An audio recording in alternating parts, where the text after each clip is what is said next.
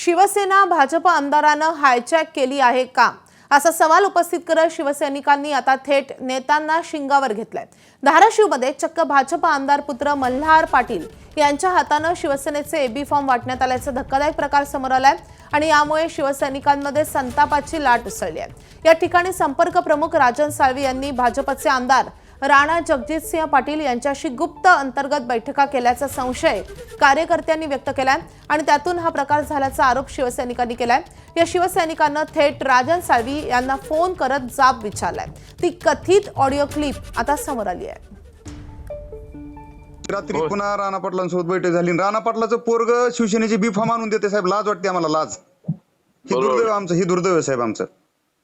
मलाही माहिती आहे तो विषय। नाही साहेब, तुम्ही संपर्क प्रमुख आहे तर सगळे निर्णय तुम्हीच घ्यायला पाहिजेत। विधानसभेच्या टायमाला शिवसेनेचा बालेकिल्ला म्हणून विधानसभा ही शिवसेनेला देण्यात आली आणि असा काय 4-6 महिन्यात चमत्कार झाला की अख्खा शिवसेनेचा बालेकिल्ला ढासळा आणि बीजेपीच्या हातात गेला आणि राणा पाटलाच्या हातात गेला।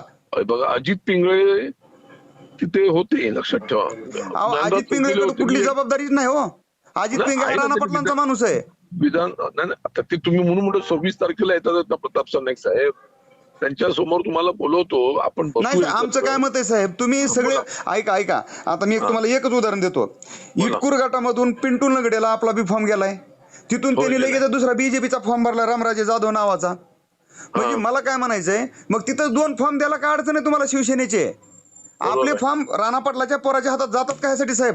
अजित पिंगळे विधानसभेचा उमेदवार होता, त्याच्या अधिपत्याखाली तिथलं झालेलं आहे विधानसभा असल्यामुळे। नाही उमेदवार होता म्हणजे काही विरोधी पक्षाचा नेता साहेब, पडलेला उमेदवार तो। त्याने 4 निवडणुका लढवल्या, 4ही निवडणुकांमध्ये 4ही मुंड्या चीज झालेला माणूस आहे। त्याच्या हातात तुम्ही सूत्र दिली आणि त्यानं राणा पाटलाच्या हातात दिली, तो प्युअर राणा पाटलाचा माणूस आहे। मग जर अजित पिंगेला निवडणुकीला विधानसभेचे तिकीट भेटलंय शिवसेनेचा बालेकिल्ला म्हणून, तर किमान इथं अर्ध्या तरी जागा द्यायला पाहिजे ना। मग हो, द्यायला पाहिजे, मलाही समजतंय ना, पण काही गोष्टी ठरल्यात विधानसभा। साहेब, मी पण युवासेना राष्ट्रीय कार्यकारी सदस्य, पण अक्षरशः डोळ्यातून पाणी येतं आमच्या। कार्यकर्ते रसाढसा रडायला लागले साहेब। हो, मला जीव जाळला आम्ही लोक गद्दार म्हणून अंगावर येतो, लोकांच्या अंगावर जाऊन आम्ही कामं केली सुरुवातीपासून। जर अशा निवडणुकीच्या वेळेस जर आमची वाद होत असेल तर साहेब, पक्षामध्ये लोकशाही राहिलेली नाही, हुकुमशाही चालू झाली आणि हुकुमशाही राणा पाटलाच्या मेसेज गेला, राणा पाटलाच्या बळाला तुम्ही बळी पडलात साहेब। एबीपी माझा, उघडा डोळे बघा नीट।